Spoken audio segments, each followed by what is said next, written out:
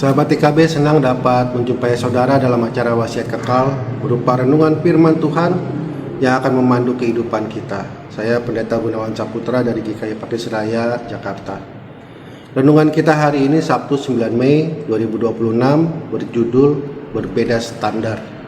Didasarkan pada Yohanes 14 ayat 27 sampai 29. Sebelum kita membaca dan merenungkan firman Tuhan, mari kita berdoa. Bapa di surga, kami bersyukur untuk segala berkat dan anugerah-Mu di dalam kehidupan kami. Saat ini ya Bapa, kami datang kepadamu, kami hendak mendengarkan firman-Mu. Sertai kami supaya firman yang kami dengar dapat tertanam di dalam hati kami dan bertumbuh melalui sikap hidup kami setiap hari. Di dalam nama Tuhan Yesus Kristus kami berdoa. Amin. Saudara, yang akan menjadi pusat permenungan kita pada hari ini adalah dari Yohanes 14 ayat 27. Dengarkanlah firman Tuhan. Damai sejahtera ku tinggalkan bagimu, damai sejahtera ku kuberikan kepadamu, dan aku memberi kepadamu tidak seperti dunia memberi. Janganlah gelisah dan gentar hatimu. Sahabat TKB, dunia memahami damai sejahtera dengan cara yang berbeda dari yang Allah maksudkan. Bagi dunia, damai sejahtera terjadi ketika tidak ada permasalahan, ketika kondisi keuangan stabil dan relasi berjalan dengan harmonis. Damai sejahtera kerap dimaknai sebagai keadaan tanpa beban hidup. Sayangnya, standar yang digunakan dunia tersebut bersifat tidak kekal. Dalam pengajarannya ketika Yesus hendak berpisah dengan para muridnya, Ia menyatakan bahwa damai sejahteranya ditinggalkan bagi mereka. Dengan kata lain, ada model damai sejahtera yang berbeda dari yang dipahami oleh dunia.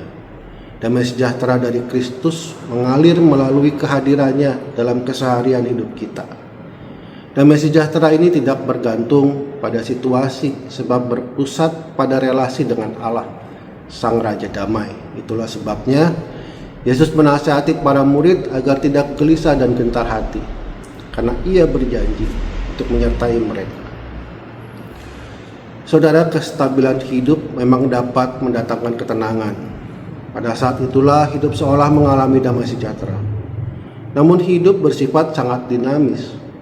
Ketika satu masalah terselesaikan, masalah lain dapat muncul.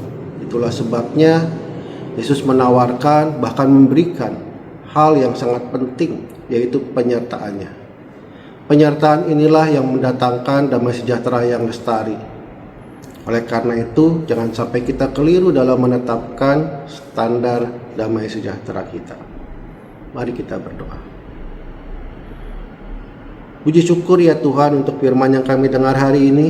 Firman yang mengingatkan kami bahwa apa yang seringkali kami jadikan sebagai standar damai sejahtera berbeda dengan apa yang Tuhan tawarkan.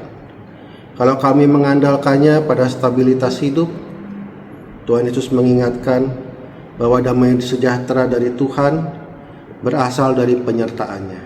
Karena itu ya Tuhan, mampukan kami agar senantiasa memelihara relasi yang baik dengan Tuhan, dengan melakukan apa yang benar, dengan menghindarkan perbuatan-perbuatan dosa, agar relasi kami dengan Tuhan senantiasa terpelihara baik, dan penyertaan Tuhan yang adalah sumber damai sejahtera senantiasa menyertai kami. Di dalam nama Tuhan Yesus Kristus kami berdoa. Amin. Demikian renungan kita hari ini. Jangan lupa subscribe, like, dan bagikan kepada yang lain. Tuhan memberkati.